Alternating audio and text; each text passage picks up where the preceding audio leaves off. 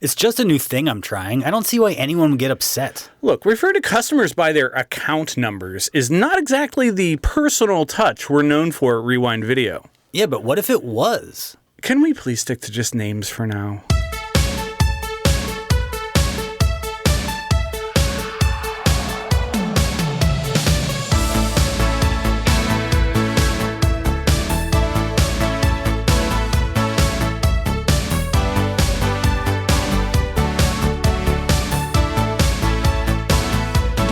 Welcome to Rewind Video. I'm Bob. I'm Rob. And we love movies. Good ones, bad ones, old ones, new ones, movies with that actor you love, movies by that director you hate, and everything in between.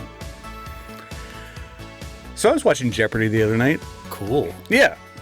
You ever watch that TV program, Jeopardy? I'm not for like ideological reasons, but more just like out of like how my life schedule has gone. I have not seen it since Alex Trebek was on it. Interesting. But there were times in my life when it was, a occasional part of my life. I never went to public school, so all of my knowledge comes from working at a video store, watching movies, and Jeopardy. It's always a good watch. Yeah. So on this particular episode that I was watching the other night, there was a clue that caught my attention. I'm going to give it to you. Okay. Before his debut film, this director honed his encyclopedic film knowledge as a clerk at Video Archives, a Manhattan Beach video store. Who is Quentin Tarantino? That's indeed the correct answer, Quentin Tarantino. Alex Trebek was surprised when no one knew the answer. Which we weren't on the show. There were no video clerks on the show. Sadly, there won't be a future where Alex Trebek will ask Jeopardy contestants about us when we go on to become successful directors or actors by referencing our time here at Rewind Video. I think we're just going to be most well known for being video store clerks. Quite possibly. Quite possibly. But, the other reason that future won't transpire is because Alex Trebek is dead. That's true. Yeah. But maybe another host will be like, who are the greatest video store clerks in the history of video stores? No, I mean, I agree with you. I would say that if there were a clue, it would and should allude to the fine work that we do at the staff recommendations shelf, especially, we are tasked with keeping said shelf stocked with movies deserving of our customers' attention. Each time we rotate into movies, we adhere to a theme. And this week's theme is Alex. Alex's? Alex's. Alexis? No, well, yeah. Alexis? Why not? The car? Alexa. Yeah, sure. We probably should have cleared this up before right now. Probably. But, we've done themes like this in the past, and we've been pretty generous with... We're doing a name. The name Alex. Yeah, Alex. Yeah. I mean, let's say... we might be smudging it a little bit. Perhaps. And we'll let our customers be the judge. Not that we care where they land on how accurate we were with this, but these are films that have some connection to somebody that goes by some form of the name Alex. This threw me. Because you chose the name this time. It was your turn to choose the name, and you wanted to choose something that was that could be for a man or a woman. Yeah. And you picked Alex, and I was like, wow, there's probably so many options. Right. Actors, actresses, directors, producers, or whatever. And wow, there really was not a lot of options out there. Well, we have also picked already for the staff recommendation shelf some films that would be natural choices for this, but there was still some good. I mean, I'm happy with what is going up on the shelf tonight for sure.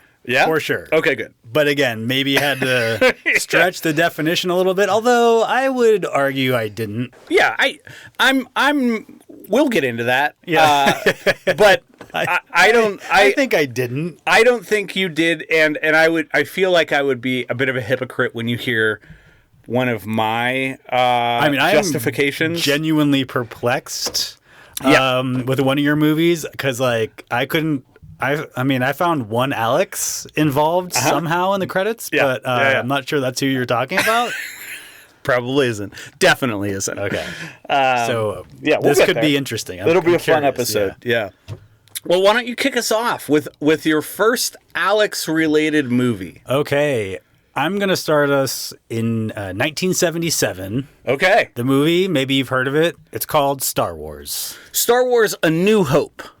For those dorks who care, like me. It's called Star Wars. All right, yes. The Star Wars that came out in 1977. 1977. Yeah. Star Wars. Okay. Written and directed by George Lucas in 1977. I'm certain I know which one you're talking about. Yes. This is filed under Live Jizz. You know what Jizz is? Yeah. The music? Yeah. And the musicians that are playing it are cantina. called Jizz Whalers.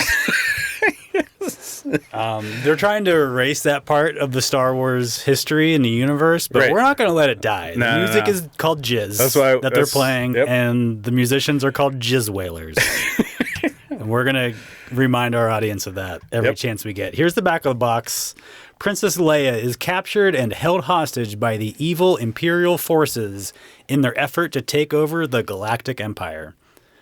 Venturesome Luke Skywalker. Venturesome Luke Skywalker and dashing Captain Han Solo team together with the lovable robot duo R2-D2 and C-3PO to rescue the beautiful princess and restore peace and justice in the Empire. Chewbacca fucking just thrown to the side, not even mentioned. The robots are both in there. Well, Chewbacca, as we all know, did not get a medal at the end of this either. I mean, nobody's given. I mean, even the robots are mentioned here. Like, no one's saying the robots should get a medal. Right. But he's not even on the back of the box. Yeah. Well, the robots are made of metal, too. Maybe that's why they didn't get one. That was the justification. Here's a tagline. A long time ago in a galaxy far, far away. ... What else do you need? I mean, A+. A+. It doesn't get any more A+ than that. Yeah, that's how it's done, everyone. Yeah. This is, yes, as you said, otherwise known as Star Wars Episode 4, A New Hope. That was, it was technically added at the crawl in 1982. The original release didn't even have it in the crawl. Really? It wasn't even part of that. That's an interesting bit So of they trivia. added it into the crawl in 1982. They started like referring to that as the title. I think it wasn't. It was like in the 2000s at some point. Yeah.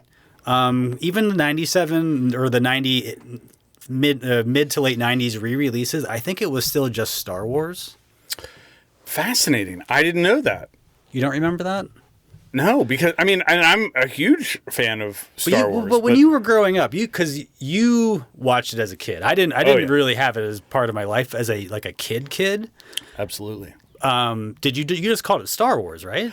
Oh yeah, I didn't go around saying, "Let's go home and watch Star Wars: A New Hope, Episode 4." Yeah, it was just Star Wars. Yeah, it wasn't like A New Hope, Empire Strikes Back, and whatever. Return of the Jedi. Yeah. It was Star Wars, Empire Strikes Back, right? Yeah. And I think I think it was like when after the prequels started coming out, maybe like they started like referring to it that. Now it's just like that's how they refer to it. Yeah. And to me, it's I don't recognize it. It's always Star Wars. Right. I don't. First of all, any titles with a colon and an M dash. No. Like I don't need that. Sorry, Mission Impossible. Star Wars. Like I know it's a Star Wars movie. You don't have to tell me it's a. I don't know. Yeah. It's all this stuff. Now this isn't the first Star Wars movie you've brought to the shelf. Well, I brought Rise of Skywalker for. So Bad It's Bad, because it's a truly one-star movie. Yeah. And I think you might have brought The Last Jedi. Yeah. And maybe something else? Maybe. Yeah, we'll have to ask the Rewind Video historians. Yeah. But you are responsible for the final movie in the Skywalker saga, and now the first. Yes. I gotta say, this rewatch bummed me out a little bit. Oh. Because I was watching I had the DVD set that came out in like 2005 or something, And I think that version, now, first of all, the 1977 original is in that set. The original trilogy, like the original versions of those movies are in that set. Oh, really? They're like a really low-res file, and like it's not a great way to watch the movie. Yeah. But you can watch them. I watched like the regular DVD in that set, and that is the version from the 90s when George Lucas did like the special editions. Mm-hmm. But I think there were even more changes when they like re-released them for this DVD set. Oh, yeah. I think, like, I don't exactly know. I don't even know how many versions exist. I don't know. Like, I don't know. Nobody does. Yeah. And it just sucks that there's not a definitive version of Star Wars. It sucks that I don't even know what version I was watching at any given time. Like, it sucks that Disney doesn't really consider this a finished product still, I think. Like, they could be doing changes to the original on Disney Plus right now just to be like, oh, we got to make something work in the Grogu movie. Yeah. You know, and it's just like the digital Jabba is like an abomination. It looks so bad. They have kept fucking with that. Yeah. They've also continually fucked around with the who shot first, Han or Greedo scene. But yeah, those two in particular just keep getting tweaked. And I don't even like care really like who shot first. Just pick something. Just make it just like what am I watching? Yeah. You know? Yeah. Did he shoot first or did he not shoot first? Fucking make a decision. Yeah. Quit fucking with it. Like it just really like it made me think like, oh, this is how you like take a piece of art and turn it into content, right? Yeah. Like you just strip it of context. Like it doesn't feel like a movie that came out in 1977. You know, even when like I see like a great shot or like a special effect, you're like, wow, like, should I be impressed with that? Like, did they make this in 1977? I don't know. Like, what part of this is digital? What part of it's not? So there is a way to get what you're after. And it's not an official Disney sanctioned way. But there have been a team of people working on what's called the despecialized edition for a long time. And it's now like a 4K version of the original Star Wars movie. And you have to find it on the internet, but it's out there and it looks phenomenal. Yeah. And that's what I want. I don't have, I'm not like, a big tech guy, I guess. But like, I want to, like, why they just put it out on. Just put it out. Put it out. I think we'll get it next year because, it's the 50th anniversary. And I hope that happens. I really do. Yeah. Because, like, I want there to be a version that we can, like, pop in the DVD player or Blu-ray player and be like, this is the movie that came out in 1977. That's how it should be. Because, like, that's part of, for me especially, and I think for you too, like, part of watching old movies, you're like, wow, people made this. Yeah, and this is a really interesting topic because there's so much discussion these days about 4Ks in particular that are re-released based on the original camera negative, and they look different than what people think they remember. And it starts a debate about like, well, who owns the movie, and like, is the director allowed to like recolor grade the film, right? And there's a lot of gray area there, yeah. But I think like putting in a new scene with a digital Jabba the Hutt like is the wrong decision against the rules. Yeah. That is making it a different movie. Yeah, and like we could argue like what James Cameron was doing for those 4K releases like made it a different movie. I think that could go either way. Yeah. This is clearly like, no, like just stop fucking with it. Just put out the movie. I'm fine if you want to put that Jabba scene in as a deleted scene because that's what it was. Yes. You deleted it. It doesn't add anything to the story. Nothing. It looks horrible. It doesn't look like the Jabba in the next movie. Right. And what are you going to do? Make that one look different? Like, what are you doing? What are we even doing here? It doesn't work because when they originally shot it, they shot it with a human being playing Jabba. Yes. And right. And like, you can't just fucking crop in this. All right, that seems like a perfect example of what we're talking about. Like, yes. What is this? What are you even trying to do here? What are you doing? So I am stretching the theme a little bit here. There is not an Alex involved with this movie in any major way. I am choosing it because of Alec Guinness, who I think Alec is like a version of Alex. I think it's kind of the same name. Right? I mean, the internet would tell us that Alec is an acceptable nickname or short name for Alexander. Yes. I think Alec Guinness is listed as his name is Alec, so maybe like that's his given name. But I think it is like it's like a version of Alex. And if you have more than one Alec in a room, yes, you have Alex. Alex. Yeah, so and then it's legit. I mean, it's legit. I can't. It's hard, I can't argue with you. He was like the only established actor in this movie, and they had to and he kind of didn't want to do it. He was like, "This is dumb." Oh, he fucking hated it. But they offered him double his salary plus 2% of the gross. And I think George Lucas even gave him a little bit extra, and so I think he ended up making like $100 million off of this by the time he died. Right. So it ended up being a pretty good job for him. Yeah. But yeah, you know what? I don't know what else I really need to add to Star Wars. I don't think I really need to recommend it to people. I will say that when I do go back to this movie, which I do every couple of years at least. Sure. It always does start a little bit wobbly for me, like the first 15 minutes or so. I'm just like, I don't know, maybe this isn't going to hit right. But then once you get the double sunset and the John Williams score kicks in, and from then on, it's just like I'm in, Yeah, I still love this movie, and I can even separate it from the nostalgia associated with it. I genuinely love the film, and I actually think that there's more of a reason now to rewatch it than there's ever been, because we have the 2 seasons of Andor, which link up perfectly to Rogue One, which links up perfectly to this movie. And, once you have... None of those stories need to exist, but the fact that they do and the way they wove things together, it's pretty brilliant. So yeah.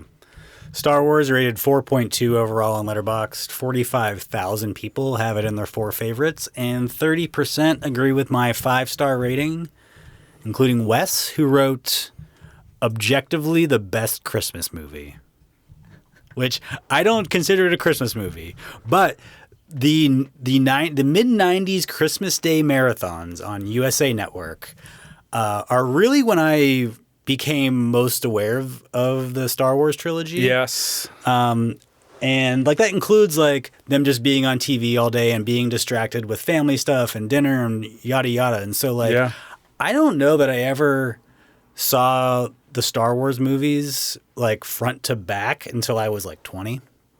Oh, wow. They were just kind of something in the background. I had a friend in high school who was a Star Wars nerd.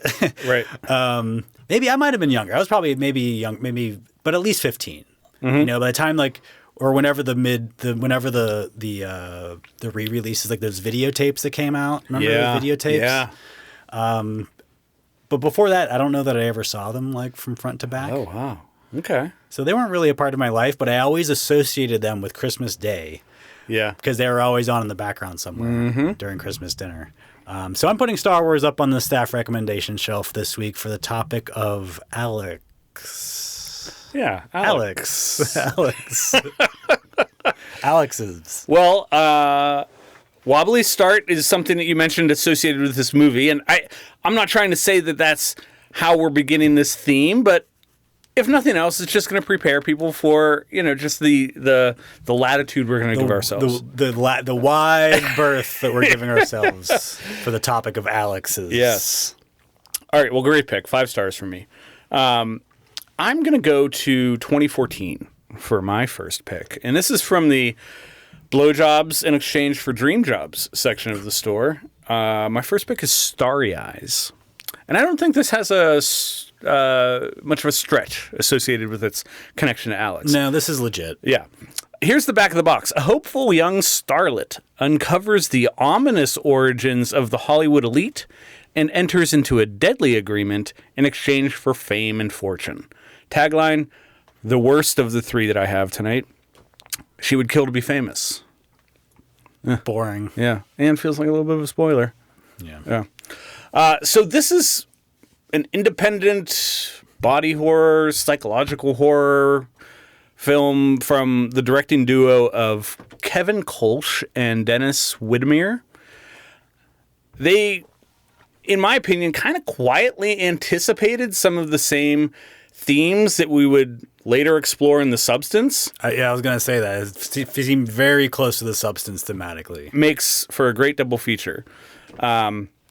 Both films center on performers chasing success at any cost, but Starry Eyes swaps miracle science for occult horror. And, it certainly imagines Hollywood as a place where ambition itself becomes a little bit of a ritual sacrifice. This is a messy, bloody, occasionally rough around the edges, but film. But it's driven by a fearless central performance by a woman named Alexandra Esso that makes it all work pretty well. So, as I mentioned, how does this fit the theme? Alexandra Esso stars as Sarah Walker. She's the main character of this, and her physical and emotional commitment to the role is pretty remarkable. I would say that without that performance, I don't think Starry Eyes works very well. So yeah, she's not somebody that I recognized, but apparently she went on to be in quite a few Mike Flanagan productions, maybe Midnight Mass. She was in I wish I had her filmography in front of me. I thought I recognized her from something. Yeah. I can't think of what it is. So this was a very low budget movie. This was primarily financed through Kickstarter. Oh wow. Yeah. Which allowed the filmmakers to maintain creative control over the vision, which definitely, when I encountered that bit of trivia, it made me wonder, I wonder how studios would feel about this if they needed to finance the movie and also just be okay with the way it kind of characterizes studios. I think they'd be fine with it if they thought they could make some money off it. Yeah. I don't think they'd give a shit. No, you're probably right. This premiered at some genre festivals before becoming kind of a word of mouth favorite among horror fans. And it's, I would say, maybe a little bit darker and stranger than your typical studio horror release. So why did I choose this? We've talked about several movies that feature actors compromising themselves in pursuit of fame. Here, that compromise... I think you brought most of them to the shelf, honestly. Yeah, probably.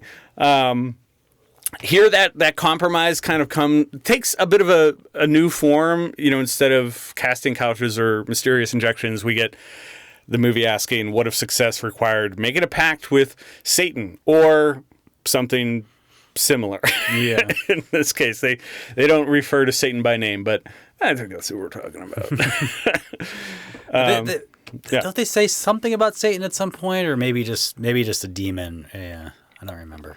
I think it's that. But it's implied. Yeah, we all know who we're talking about. Yeah. So this is not a masterpiece. I don't think it's necessarily trying to be, but it has some interesting ideas and some gnarly gore. There's a cast of mostly unknown actors who really commit to the material. But I think the biggest reason that it works is Alexandra Esso in that main part. She really kind of throws herself into this performance, selling every stage of her character's transformation, so to speak. And as I said at the top, I think this makes a really interesting companion piece with The Substance, which I'm a big fan of. Mm-hmm. We've had it on the shelf. And, while that film is bigger, slicker, more satirical, you can definitely see the shared DNA between them. And I would say if you haven't checked, if you've watched The Substance and liked it and you haven't checked this out, certainly worth a rental. This is also about economic anxiety. Yes. Because, if we had decent health care in this country, she could have gone to the doctor. She could have gone to the doctor like the first day and banged this out. It was just 100%. It was. I was like, that's what it seemed like to me. What that part of the movie was about. I was like, oh, this is somebody who's sick, and like going to the doctor isn't even really an option. Yes, like, it's not even on the table. It's like, I can't do that. I can't afford that. It's funny you bring this up because there's been a lot of headlines lately about, I don't want to say B-level actors, but certainly not the A-list stars we're all used to who have to have day jobs between productions. And that seems to be becoming more of the norm. And it's certainly for people at this character's level, a necessity. And well, I mean, that's that is definitely happening. But also, you're seeing it at what we would kind of think of as like mid to like almost like top level actors, where it's like they have to be in commercials for bullshit and stuff. You're like, shouldn't that person like, be able to and they can't because like a house in Los Angeles costs $8 million and like you can't unless you're Tom Hanks, like you're not making that much money. It's true anymore. So yeah, you have to do stuff, Yeah. So not like this, but not yet. I mean, hopefully not. Not hopefully yet. not.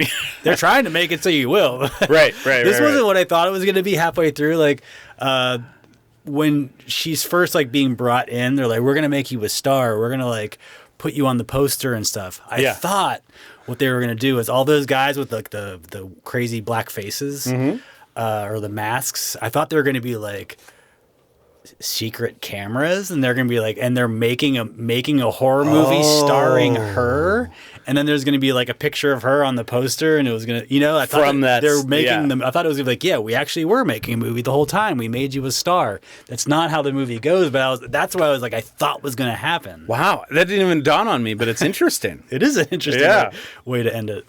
So this averages a 3.1 on Letterboxd, which feels kind of spot on in my mind. That's pretty much right. For a low budget, shot in 17 days, horror movie from young directors and an unknown cast. This is better than it probably has any right to be, but I still gave it 3 stars. I'm aligned with 26% of Letterboxd users with that review, and 52 fans have this among their 4 favorites. 3 stars for you? Yeah. Yeah. So I plucked a review from Liam Hathaway, who said, Starry Eyes can be best described as probably what Map to the Stars would look like if Cronenberg had directed it in the 80s. And that's probably true. Yeah. So I'm putting it on the shelf. That's my first Alex movie for the week, and it is Starry Eyes. Okay, I'm taking us to 1987. The movie is Fatal Attraction. Ooh. Filed under Bunny Games. Here's the back of the box. A married man's one-night stand comes back to haunt him when that lover begins to stalk him and his family. It's not really a one-night stand. It was like a weekend fling. It was, yeah. Tagline is a little clumsy here. A look that led to an evening. A mistake he'll regret for the rest of his life. It could have been better. Yeah. I get what they're going for. I do too, but yeah.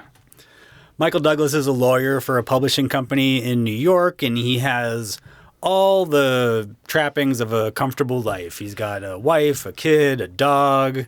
They have a nice Manhattan apartment. They're selling that to move to Connecticut or wherever. Except one weekend when his wife's out of town, he has an encounter with a colleague. It leads to one thing, leads to another, and they have this brief affair. And then Michael Douglas tries to put an end to it, and Glenn Close insists to the contrary. And it is a fatal attraction. You would think that by the time Michael Douglas goes from being lawyer to cop, when he's in Basic Instinct, he would know not to fuck around with blondes. He would have learned some lessons. Yeah.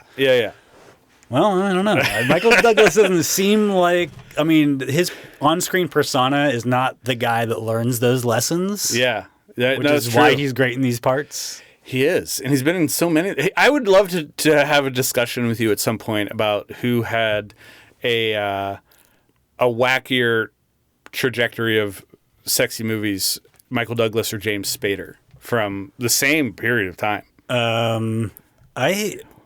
I am blanking on James Spader's sexy movies, but I'm sure there's too many. Secretary. Crash. Okay. Oh. Yeah. Yeah, Crash is not I wouldn't consider that as sexy. I mean, it's something. You consider that as super sexy. Yeah.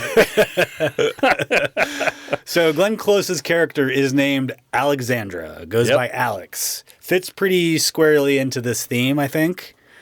Pretty much every actress in this age range was considered for this part.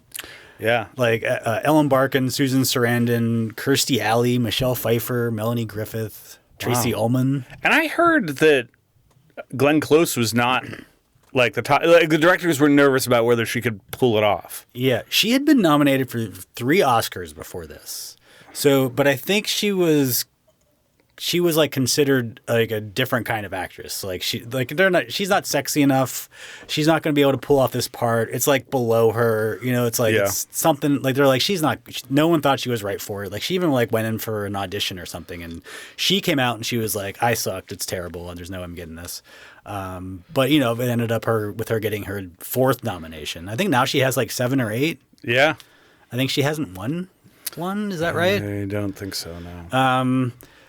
But like this was the film that ignited the run of erotic thrillers in the late 80s and through the 90s that we've talked about before. Like they'd been around, but this kind of cemented them as this dependable commercial genre that you're just like, yeah, put one of those on the schedule, right? Right. I mean, it was a huge success. It made $330 million at the box office worldwide, which back then was like $900 million. Huge. Which I mean, let's go back to those days when this kind of movie can do that kind of business. That's crazy. Gosh.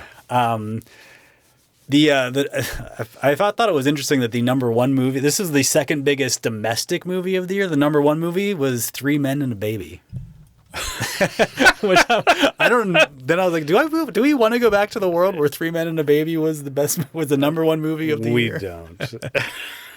We definitely don't. But I like how Fatal Attraction, it doesn't like try to do too much. Like it's a straightforward story. Like we don't get any backstory.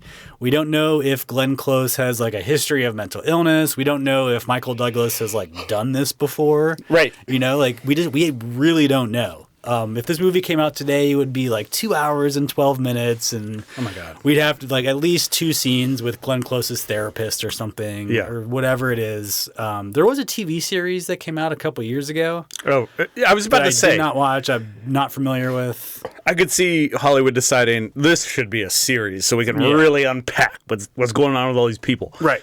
No, I don't need the background. No. I don't need to see the farm where the rabbit came from. Yeah. I just don't. I just want the basics done right. But it's elevated just by the execution, the story and the performances. And neither character is like sympathetic. Neither one's really like totally in the wrong, but neither one is like sympathetic either. No, yeah. Somehow it doesn't hurt the movie that there's no one really to root for. Yeah, and the movie wants you to see Glenn Close's character as the villain. But there are 2 endings, and one which was in the original screenplay that was shot but didn't end up going into theaters, right? Leaves it much more ambiguous as to whether or not she's actually a villain and more just like a disturbed person. I mean, I think I don't feel like she's really made a villain in the movie as much as she's made a threat. Yeah, that's a great way to put it. Yeah.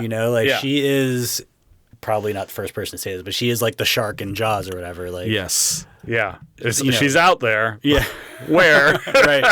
Like she's obviously in the wrong and most of this shit. Yeah. But you can see where she's coming from, right? So it's, but I think like the ending, the original ending was, I think, she kills herself and sets it up so basically she sets up Michael Douglas for her murder. Yeah. Even though she's done it to herself. Right. And then his wife finds the tape where she says she's going to do that. Yeah. And then I guess you're like, she's exonerated. Yeah. You're supposed to like believe or just like piece together for yourself that like, oh, he gets exonerated and whatnot. Mm-hmm. And like to me, I'm like, that's too cute. That's not what this movie is trying to do.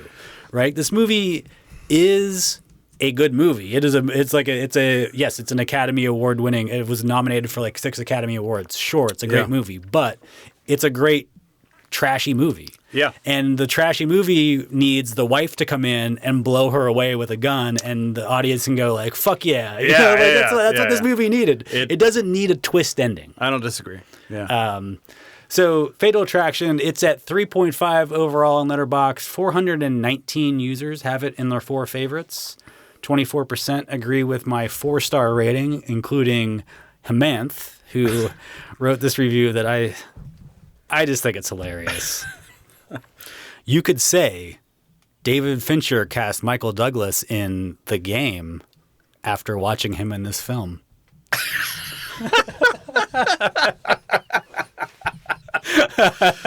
That's good. You could say that. You definitely could say that. I'm guessing David Fincher saw this before he put Michael Douglas in the game, but we don't know. We don't know that for sure. Yeah, we don't. Yeah, we don't know that.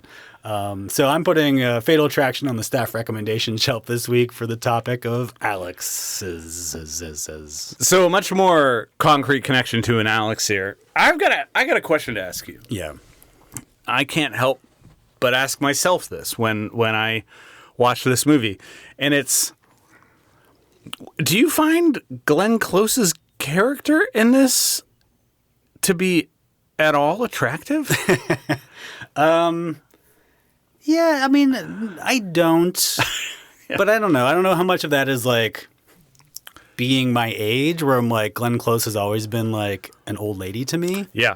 Like, and so it's hard for me to like look at her in this part and be like, oh, that's like grandma, you know? Right. I don't know. Maybe it's the frizzy hair. Yeah, it's a very 80s like. It is. Yeah. But like I just imagine myself in Michael Douglas's shoes when he encounters this person for the first time, and my reaction would be, that person's batshit. She is like clearly she gives off the vibe of like don't mess with her. Don't even get into it. Yeah. But that's what it's like. Well, maybe Michael Douglas is the kind of guy that does this all the time.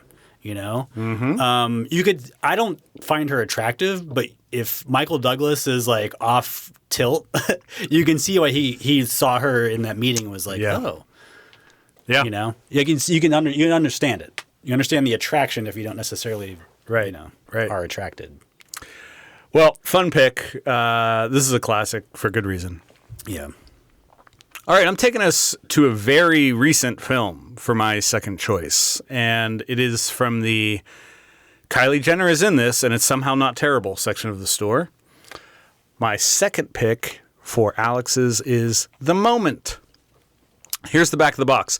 A rising pop sensation navigates the complexities of fame and industry pressures while preparing for her arena tour debut.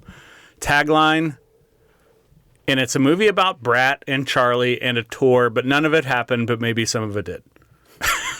Which I think is kind of fun. I think that works for me. Yeah, same. So this is a mockumentary starring Charlie XCX as a heightened version of herself opposite Alexander Skarsgård as the eccentric filmmaker who's been hired to direct her concert film. Yeah. And, this kind of starts as almost like a behind the scenes look at a pop tour, and then gradually evolves into a satire around like celebrity and authorship and the machinery surrounding fame. But I think it's funny. It's self-aware and works because it's really not afraid to poke fun at the industry that created it. How familiar are you with Charlie XCX? I was going to mention this. Not at all, really. Okay. Yeah. So I think it would have helped maybe if I knew much about her. Yeah. On one hand, I thought, oh, man, Robb's going to love this. And on the other hand, I was like, well, I think in order to love this, you have to have some connection with the artist herself. Because, this... You get the vibe throughout the movie that, giving up creative control over her tour is something that Charlie XCX would probably not normally do. Yeah. And that, I think the real version of this person certainly would not.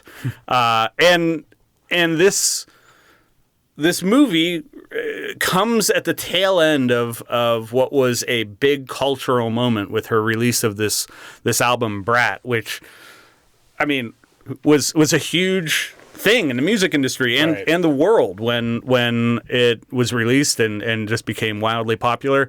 But if you're not as connected to that, this movie probably doesn't hit the way it could for fans. That was one of my first notes watching it was I was thinking, wow, like I would almost prefer a straight documentary because I don't know anything really about her, and it just I don't know about her career or her music. I barely know any of her music. I thought it was going to be more like a Madonna Truth or Dare style movie, and it's not. It's more like let's take her and put her in a Spinal Tap thing. Yeah. Like they're doing bits. Like they're just like, let's do a bit. And they obviously have something to say about the business and her career and et cetera. Yeah. But it's really just like doing bits. And some of them worked and some of them didn't. Yeah. No, I agree. The Alex in this movie is obviously Alexander Skarsgård. And I think he steals every scene that he's in. He's very good at He's funny playing this kind of unhinged director who clearly doesn't have much connection to the artist and just wants to make a wildly popular concert film. Yeah. And he has a really strange, awkward energy about him. Yes. Which is not always easy to turn into a comedic persona, but he can do that really well. He did it in Succession. Yes. Also, like he played something very similar. Yes. And he made it funny and awkward at the same time. That's a great comparison because I had felt while I was watching this like I've seen him do something like this before, and I'd forgotten that he was that character in Succession. But I wouldn't say that this is the Spinal Tap comparison is apt. This is definitely not trying to be nearly as funny as that was. And I mean, it's not. It's starring more real people than comedic actors. So much more of an uphill climb to get as many laughs. But it's still fairly funny. And I think what's fascinating is that rather than simply playing herself, Charlie XCX needs to walk this fine line between embracing her public persona and also satirizing it to a degree that you could believe that this actually happened, and it doesn't seem completely far-fetched. There's times when it's pretty far-fetched. a little when bit. She's like, oh, we're doing this, like we're doing rehearsals. She's like, I'm gonna fuck off to France or wherever she goes. It's I don't know that's believable. That's fair. But Skarsgård is great. He kind of takes on this part with a lot of confidence, and he's equal parts pretentious, but also oddly believable. And this coming on the heels of the cultural explosion that happened around Brat, this ends up feeling like an unusually, I think, self-aware epilogue to one of the bigger moments in music in recent memory. So why did I choose this? I was pleasantly surprised by this. The comedy worked for me more often than it didn't. And I liked Alexander Skarsgård. I liked Charlie XCX. But underneath the jokes, it's certainly more a movie about competing creative interests than anything. And that, to me, seems like it's just a topic of now than it's ever been, with the corporate machine just interfering and wanting to take ownership over artists and their brand and turn everything into a money-making opportunity. And it's a sad reality, but this kind of casts a spotlight on it. It's a 3-star movie for me. It mostly worked for me. Yeah. I thought it was kind of funny. I wish there was like more of her music in it. Yeah. I don't think there's any. There's not a lot. I mean, I don't really necessarily recognize her songs like in the background or whatever. There's none of her performing anything. Right. Which I think I would have really enjoyed. Yeah. So it wasn't like exactly what I wanted, but I did enjoy it. I thought it was pretty funny. Yeah. And fun. It was like, it's just kind of a fun movie to watch. Yeah. It's interesting. In contrast with the recent movie that The Weeknd did, which I think a lot of people were worried that this would be like that. I mean, that was just a very ego-driven piece of shit. It was horrible, but I don't even really know what you're talking about, but it sounds like it sucks. it does. It sucks. Yeah. But yeah, this is funny. It's self-deprecating and just cynical enough to feel honest. It averages a 3.4 on Letterboxd, which is a little low for me. I've got this at 4 stars, along with 23% of other users. You have it at 3. 1,400 people have this in their list of 4 faves. And I did get a kick out of Justin Waugh's review, who said, the way this is edited would send a Victorian child straight into a coma. Hard to disagree with that. Yeah. Does feel on brand for the person at the center of the movie, but yeah, perhaps jarring for a lot of other folks. Okay, I'm going to bring us up to 2025, another recent movie. This is called 28 Years Later. All right. Filed under the Dong Song. Yes. Back of the box. 28 years after the rage virus outbreak, a heavily defended island survives, connected to the mainland by a single causeway. When one of the group leaves the island into the dark heart of the mainland, he discovers secrets, wonders, and horrors that have mutated not only the infected, but other survivors as well. Tagline, time didn't heal anything. That's a good tagline. I like that. Yeah.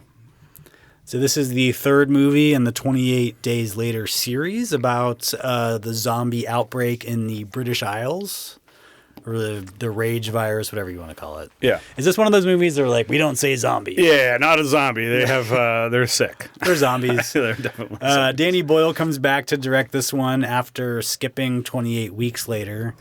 And now it's almost 3 decades later after the virus has broken out in Great Britain and everybody on it has been quarantined from the rest of the world. And humanity there has kind of settled into its place at this point, along with lots and lots of zombies, including alphas who are big, scary, dong-flopping killer zombies who can literally rip your head off your body. Right. So this was written by Alex Garland, who is a very close friend of the shelf. Oh, yeah. He's been on many a time. He wrote and directed Ex Machina and Civil War, and he was the writer of Dread and Sunshine. Everything you've brought to the shelf. This is the first time I have, yeah. Oh, how about that? He rose to prominence with a novel called The Beach, which was like this underground literary success and eventually became a Leonardo DiCaprio movie. I thought about bringing that to the shelf recently, and then I rewatched it and said, nah. Yeah, I think I saw that way back. I don't know that I'm looking to return to it. No. He wrote another book and then started writing movies when I think 28 Days Later was his first movie. Yeah. And he worked a bunch with Danny Boyle. Now he's like very much a writer director. Yeah. So I just enjoy this movie's take on the zombie mythology. So we get very little insight into what life is like for these people and in their little village on the island. Yeah. It seems like they have a somewhat modern community, houses and school and food, security on some level. Right. But mostly we're on the mainland. Not only has humanity adapted, but the zombies are like, they haven't exactly like moved into like an organized society, but like, it's like they're moving in that direction. There's very like subtle hints in the filmmaking and stuff and the story. They've gotten bigger and smarter. Yeah. They seem, they seem to be breeding. Yeah, and because they're almost animalistic in the way that they've. Yeah. They operate as packs. Yes. Survival of the fittest. Mm-hmm. Following the alpha around. Right. I guess. Are we to assume that there's like baby zombies out there somewhere? I don't know. It seems like you'd have to assume that like, I don't know, are they eaten immediately? I don't know how they treat their young. We don't really see what happens here.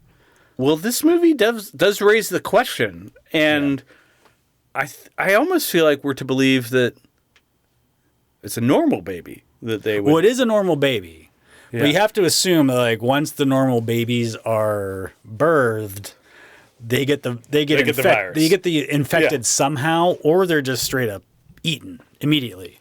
So like I don't know, but you can see the where this story is going. Yeah. Like eventually some of them are going to survive, maybe as little zombies. Like there should be baby zombies out Toddler there somewhere. Zombies. Yeah. But like you assume that like they will get infected. Yes, absolutely. But like maybe not eaten. Maybe if it's easy for adults to get infected, then kids. Exactly. So 28 years later, 3.4 overall in Letterboxd. 3,400 people have it in 4 favorites, and 28% agree with my 4-star rating, including Viv de Goat, who said, "This is genuinely how hard it is to set up a doctor's appointment." Which I gotta say, like, it seems like by the time he decided to go to Ray Fiennes and get for his doctor's appointment to the time he got one, like, it only seemed like about a week. So, like, that's actually less than most people deal with, I think. Yeah, I agree. So I was really surprised by this when I saw it. I didn't know what to expect, and I don't think the trailers set it up to. I don't think the trailers accurately represented the movie we got, which I'm fine with because I really, really liked this. Have you seen Bone Temple? Have you? Yeah, I have. Yeah. Yeah. I prefer this one. Bone Temple is like, I think generally most people like that one more. Yeah. I thought this one was the better of the two. I like them both, but for different reasons. Yeah. Hard for me I'd have to look at my Letterboxd rating. They're probably like either they have the same rating or very close, but I like them both. I think the last 5 minutes of this movie just slaps you with one of those dongs, so to speak. And it was great. It was a wonderful surprise. I think it threw a lot of people off. When I saw this, I already knew there was a sequel coming. And I don't know if that was like common knowledge or whatever, but like when I saw this movie, I knew there was a sequel. So I was like, okay, I know this doesn't make any sense, but I assume it has something to do with the next movie. I mean, they kind of tie it in at the very end with his necklace. Right. But 28 years later, going up on the staff shelf this week for Alex's.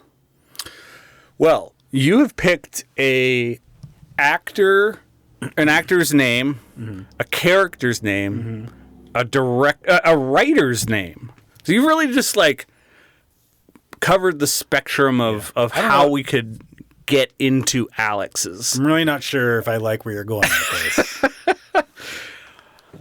I think you will. Okay. All right. So my final pick is from 1986. This is from the Uncle Jesse Loves Acrobatics and Apples section of the store, and my movie is Never Too Young to Die. Here's the back of the box. Buckle up, because this is awesome. Yeah. Secret Agent Drew Stargrove is brutally murdered by the ruthless hermaphrodite gang leader Velvet Von Ragnar. The murdered secret agent's son, Lance Stargrove, is thrust into the dangerous and intriguing world of secret agents and espionage when he seeks revenge. Donja Deerling teams up with Lance as his partner and love interest. Tagline is fucking amazing. Oh my God. Action, Bond style. Beauty, vanity style. Hero, American style. Oh my God. What is happening right now? Yeah. All right. So before we talk any more about this, I'm gonna explain my Alex connection. Okay. So I thought, hey, first of all, there is an Alex in the credits listed under the stunt performers. Can we assume it's not that Alex that you're talking to? Yeah. My Alex is not a character. It's not an actor. It's not a crew member. It's not a writer. It's not the director. A guy who told you about this movie? Well, I thought I'm going to go to an Alex who is a friend of the show, a customer of the store, and someone who appreciates the staff recommendation shelf. And I'm going to say, Alex, if you were in charge of picking one movie for the staff recommendation shelf this particular week, give me something. And that Alex chose this to not only represent him, but as what he felt would be a a fitting inclusion for the types of movies that we tend to like and recommend to our customers. Well, what I'm going to say to that is that, first of all, I have no veto power over the movies you bring to the shelf. Right. Yeah. So even if there was no Alex involved in this whatsoever, there's nothing I could really do about it. I'm a little concerned that you're giving up your true power. I mean, I've had the thought, well, who would I bestow this responsibility onto if I were to kick the bucket? And it's a short list of people, but near, if not at the top of that list, I would put the Alex who recommended Never Too Young to Die. Fair enough. Yeah. So I mean, he's right in on a certain sense. Yeah. You know, I don't know. I certainly have no problem with what he's doing here. right. I'm just saying. You're questioning my decision making. Yeah, I'm a little, but then again, whatever. I mean, okay. I guess I'm okay with it. I'm still bringing it. I mean, I could have said, no, I'm not. As much as this movie fits, it's not a Bob movie, and therefore it really isn't. Well, but that's cool. I had a really good time with it. Yeah. and I think maybe it's the direction I'm starting to veer toward, because I mentioned later that this is akin to Hard Ticket to Hawaii, but with fewer boobs. I think I'm having an effect on you, basically. Maybe. Yeah, we'll let the customers decide. Let's get into Never Too Young to Die, because there's a lot to talk about here. Yeah, we should. This really could just be an episode. Yeah.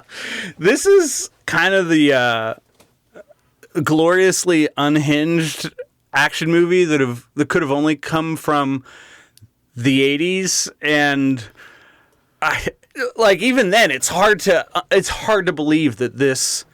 There's a lot to unpack. Yeah, this was planned as like a franchise for John Stamos. Because the guy who wrote this felt that what could be better than taking a look at, people love James Bond. Yeah. What could be better than seeing a young James Bond kind of coming up in the world of... So here's my question. Yeah. Maybe you can answer this, maybe not. Yeah. So you're saying he wrote this as like the young James Bond or whatever. Yeah. Was this written for like a 13-year-old kid or something? Maybe. Really seems like it was. It feels like we're expected to see John Stamos as younger than he probably is in this. Yeah. I think it seemed like it was written for like a 13 to 15-year-old kid, or maybe young. Like it seems like a Cloak and Dagger style movie. Yes. That they maybe made a couple of changes, like, oh, throw a sex scene in there. Now he's 25. It's like, all right. Right. And then John Stamos is playing this part that's like clearly, like, I don't even know how old he was here. I think he was 22. Oh, okay. He seems a little older, but... he's always looked the same age. Yeah. I think today he looks like this. He'd get kind of. I mean, that's just... He seems like one of those... he looks like he's 30. So maybe... Yeah, okay. I see what the... Okay, so like, if he was really that young, maybe they're like, yeah, he can pass for... I don't know. But it seems like they're like, whatever. They're like, age it up a little bit, make him older. But it seemed like a lot of it is just like a 13-year-old kid. Yeah. Doing gymnastics, like going to... Yeah. I think he's in high school. I think he's in... Maybe he's in... I don't know. It's hard to know what's going on. Yeah. And that's what I think is going on here. Is like they're like, whatever, just make it seem like he's older. The original working title for this was something like 00 Agent in Training, or something that referenced 00 Agent, and they needed to veer further away from the Bond franchise to avoid being sued. So they ended up with a title that feels like a Bond movie title. They have George Lazenby playing John Stamos' dad, right, who was James Bond briefly. Yeah. And that's about as far as the Bond connections go. But like if a comic book came out called like James Bond Jr. Yeah. and it was like it would be like a 10-year-old kid, and my dad's James Bond, you know, like that's kind of what it seemed like they were kind of going for here. Well, you know, sometimes. That was a cartoon. James Bond Jr. was a cartoon. Oh, well, there you go. Yeah, and it was a younger James Bond, and I mean, like younger than even Lance Stargrove is in this. But yeah, we get a lot here. This is teen adventure, spy thriller, martial arts, glam rock, and like also Saturday morning like serial energy mashed together. Heavy metal biker bar that could have been the whole movie as far as I'm concerned. God, yes. I mean, the plot barely matters here. Yeah. There's something involving a disc that is connected to a plan to poison the water supply. Doesn't matter. Yeah, they're like, we got to put this floppy disk in this computer, otherwise we can't poison the water supply. Right. And it's legitimately a floppy disk. It's a floppy disk. Yeah. So obviously this did not take off into the franchise that it was planned to become because it bombed at the box office. Amazing. But, you know, it bears mentioning that our how's he referred to as? Our hermaphrodite gang leader, Velvet Von Ragnar, is played by Gene Simmons, who delivers... Yeah. I mean, it feels like he walked in from a different movie for this, but I mean, like, he commits. Oh, yeah. And I think it's an unforgettable villain performance that... I don't know. It's not a great acting performance, but he's like good in this corny movie part. Yes. Yeah. And when they approached him about this, it was like, you get to be two characters in this movie, a hermaphrodite and also just another guy. And are you interested? And he was like, do I get to take 2 weeks off tour? Then yes, I'll take it. Yeah. But yeah, you know, this has a phenomenal title song, which plays over the opening credits. It's kind of the unapologetic 80s anthem you'd hope a movie like this would have, and it does. Action Jackson's Vanity is in this. Yes. Who, you know, I'm a big fan of. Yeah. Yeah. She's not a great actress. No. I loved when she was in the nightclub, though, and she ordered a Bloody Mary and a cigar. Yes. Yes. A Bloody Mary and a cigar at like 11 p.m. Right. At a nightclub. Yes. Yeah. Why not? And it was just really, also, it's always interesting to see when two hot people have no chemistry whatsoever. None. Zero. Yeah. I mean, the lead up to the sex scene in this is almost worth the price of admission alone, because it's got, I think John Stamos eats 3 separate apples. Because like he keeps eating apples. Yeah. And I don't know what's going on, but maybe they were just trying to play up on the idea that he's a kid and doesn't really have much experience. I don't even know. So he's giving a shitty performance. I'm going to say it. His performance is shitty. His part is bad. The part was written, I think, for a 13-year-old kid. Yeah. He's trying to play it, and he's giving it's a really bad part. He's giving a bad performance. After the sex scene, he loosens up a little bit. Like, he's starting to be like, relaxed John Stamos, which he should have done the whole time, but I think he couldn't because he's supposed to be like this kid, right? Yeah. So like, I think it was just like, it was doomed from the beginning, which again, like, that's fine, because like, in fact, the first note I wrote for this movie was, man, like, I wish this movie was a little bit worse, because I think I would enjoy it more. And then it just, from that moment, it got worse. It got worse and worse. And I was like, this is fantastic. Right, good. I mean, this is a vibe movie. Yeah. It's pure, unfiltered 80s B-movie goodness. Like I said, reminded me a lot of Hard Ticket to Hawaii, but it's weird. It's extremely weird.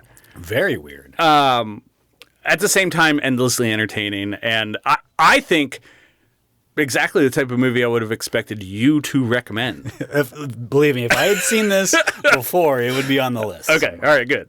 I mean, as we know, sometimes the best staff recommendation isn't objectively the best movie, but the one that leaves you grinning because you can't believe it exists. And Yes. that's exactly what this is. I had actually, this is one of those movies that I had on my watch list, even though I kind of like knew it existed, but like I hadn't like stumbled across it. But like you look at just the Letterboxd page, you're like, how have I not seen this before? Yes. It's pretty phenomenal. I think you gotta check this out. So it averages a 2.9 on Letterboxd. I have this at 4 stars. I gave it 3 this time. Okay. I'm going to go back to it. This is a movie that really begs for like a crowd. Yeah. Whether that means like in a theater or at home with some people, like I'm absolutely going back to this, and it's probably going to be 4 the next time.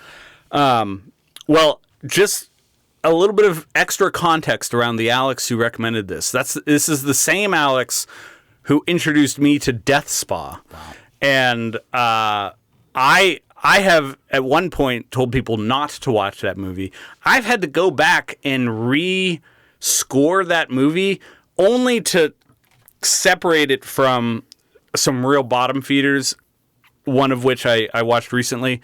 But yeah, Death Spa deserved better, and this Alex has some good taste. Yeah, so I don't know if you noticed in the credits, the co-writer of one of the songs, Jon Voight. Now, I don't know if it's the same Jon Voight. I don't know if it's the actor. It could be the dentist. I'm not really sure. But Jon Voight listed as a co-writer of one of the songs. You know, it wouldn't surprise me if it was the real I Jon Voight. really hope it was. Which actually would only be the second most unhinged thing he did in a movie. I'd like to review a somewhat lengthy review, but I'll get through quickly, and I think it's appropriate, from Mr. Sneaky Man, who said, "When I was a little kid, my best friend loved this movie. He unironically thought it was the best movie ever made, and every time he had a sleepover, he would make me or whoever else was there watch it. I thought he was crazy. Now, I realize I was the crazy one for not recognizing the superiority of this blended, flaming trash heap of cinematic wonder." Sounds like your relationship to Death Spa. I mean, yeah, my relationship to Death Spa is definitely getting better. But this, in my opinion, much better than Death Spa. I would agree with that. I had a great time with this. Yeah, I agree with that. Yeah. All right. I think we've done Alex's and perhaps Alex, all of the Alexes of the world proud tonight. The staff recommendation shelf is restocked, and each film offers a noteworthy nod to an Alex. And the movies we chose are Star Wars, Starry Eyes, Fatal Attraction, The Moment, 28 Years Later, and Never Too Young to Die. If you don't have time to stop into the store, you can visit us 24 hours a day at rewindvideopod.com. That's where you can connect to us on Letterboxd or Blue Sky, find old episodes, or even leave us a voicemail. And if you're a fan of the show, please rate, review, share, like, subscribe, and recommend it to all your friends who love movies. Yeah, maybe tell them these guys just have so many themes. Yeah, they keep coming up with themes. How can they keep doing it? Right. Yeah, it doesn't seem like it'll ever end. Endless. And it won't. Yeah. So, if there was a world where the work we do at the staff recommendation shelf existed as a film, or if there were just like biopics about us, I think either would be a suitable selection for our next theme, which tackles the topic of success. Yeah. Yeah. Or just the video store business in general. Right. I mean, smashing success. As usual, we'll have 6 films to recommend, but if you're looking for something in the meantime, feel free to hit us up for a movie to watch. Be kind, recommend. Hail Satan.